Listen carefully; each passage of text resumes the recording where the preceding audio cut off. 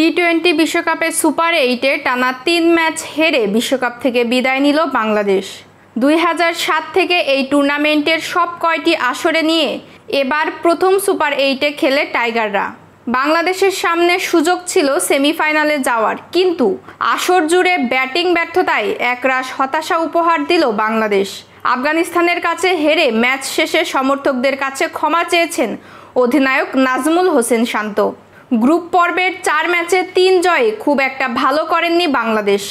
দক্ষিণ আফ্রিকার বিপক্ষে হারলেও হাড্ডাহাড্ডি লড়াই করে টাইগাররা, কিন্তু সুপার 8-এ কোনো সম্ভাবনাই তৈরি করতে পারেননি লিটন দাসরা। একে একে অস্ট্রেলিয়া, ভারত এবং আফগানিস্তানের কাছে হ্যাটট্রিক হার হজম করেছে বাংলাদেশ। ম্যাচ শেষে সংবাদ সম্মেলনে শান্ত বলেন, সব মিলিয়ে টুর্নামেন্ট নিয়ে বলবো, আমরা দল হিসেবে পুরো বাংলাদেশের সমর্থকদের হতাশ করেছি। যারা আমাদের খেলা দেখেন, সবসময় আমাদের সমর্থন করেন, তাদের আমরা হতাশ করেছি। আমি দলের পক্ষ থেকে ক্ষমা প্রার্থী। ব্যাটিং গ্রুপ আমরা দেশের মানুষকে ওই রকম ভালো কিছু দিতে পারিনি, এটার জন্য আমরা দুঃখিত। সুপার 8-এ অপর 2 ম্যাচ হারলেও আজ আফগানিস্তানের হারিয়ে বাংলাদেশের সামনে সুযোগ ছিল সেমিফাইনাল খেলার।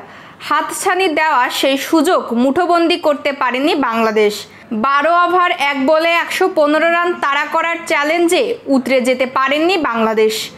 উল্টো ম্যাচে হেরেছে বৃষ্টি আইনে 8 রানের ব্যবধানে। শান্ত আরও বলেন, এই হার অনেক হতাশার এবং অনেক কষ্টেরও। এই ম্যাচ খেলতে আসার আগেই সবারই পরিকল্পনা ছিল ম্যাচটা আগে আমরা জিতব, কিন্তু যদি সেরকম পরিস্থিতি হয় ওই সুযোগটা আমরা নেব। যেটা আমাদের হাতে ছিল ওটা আমরা নিতে পারিনি। পুরো ব্যাটিং গ্রুপই আমরা বাজে সিদ্ধান্ত নিয়েছি।